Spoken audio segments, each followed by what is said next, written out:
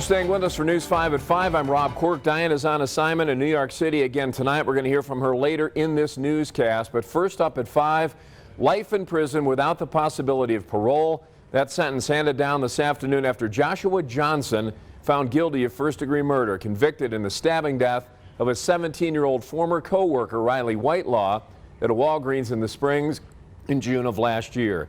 News 5's Ashley Portillo in the courtroom as that verdict and sentencing were read. Describe the scene for us, Ashley.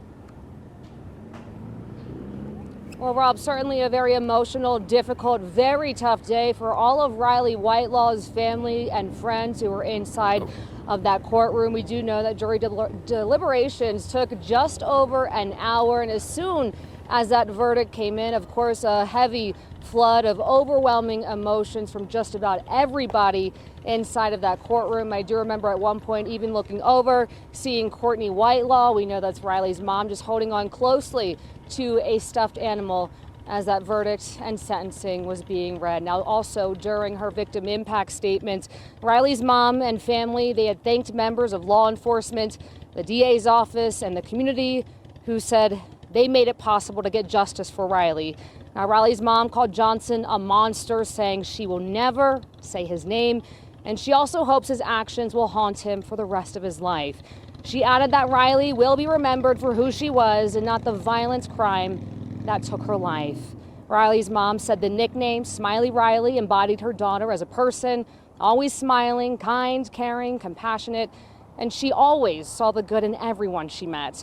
Other family members saying there's a huge void in their hearts right now, but justice has finally been served.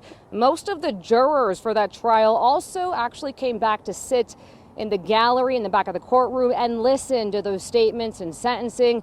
Johnson's mom, who sat right in front of me, overwhelmed with emotions at times. Johnson, however, did not move, did not budge, and did not react to that verdict and sentencing.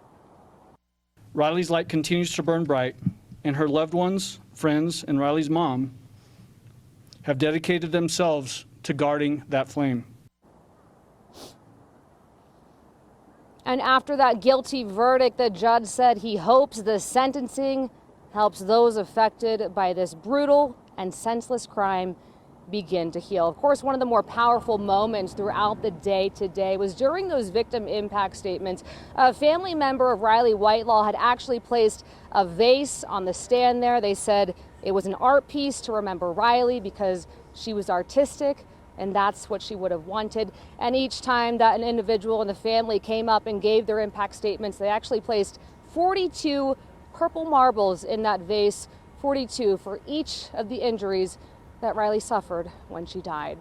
For now, reporting live in Colorado Springs, I'm Ashley Portillo for News 5. Ashley, thank you.